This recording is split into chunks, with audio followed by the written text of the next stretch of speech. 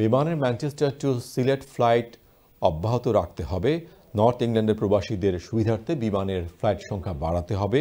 প্রবাসী বাংলাদেশিদের উপর চাপিয়ে দেওয়া বর্ধিত নো ভিসা ফি প্রত্যাহার করতে হবে। নর্থ ইংল্যান্ডে বাংলাদেশি টিভি রিপোর্টার্স অ্যাসোসিয়েশন ন্যাপট্রা আয়োজিত প্রতিবাদ সমাবেশে এসব কথা বলেন বক্তারা। বিস্তারিত সৈয়দ মিজানের রিপোর্টে।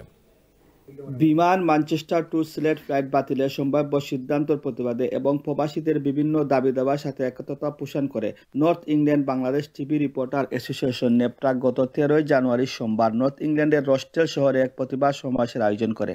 নেপট্রা সভাপতি এমজে কিবরিয়ার সভাপতিত্বে এবং সাধারণ সম্পাদক মওদুদ আহমেদের সঞ্চালনায় ওল্ডহাম, ম্যানচেস্টার, লিডস সহ নর্থ ইংল্যান্ড বিভিন্ন শহরের শতাধিক কমিউনিটির নেতৃবৃন্দ অংশগ্রহণ করেন।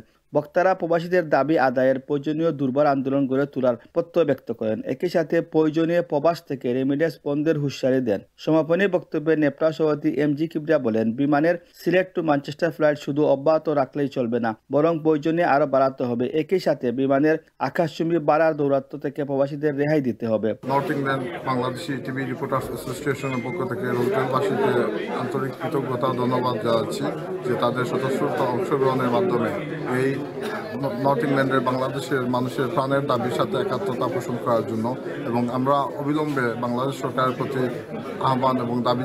প্রতিবাদ সভা রয়েছে আমরা রোস্টেল বিএসসিবির, আমরা রোস্টেলবাসীর পক্ষ তাই তার সাথে একমত পোষণ করছি। অন্যান্য শহর থেকে এই অনুষ্ঠানে সার্থক সুন্দর করছে, আর আমরা যে দাবিটা হইল গিয়া যে ফ্লাইট ক্যান্সেল না।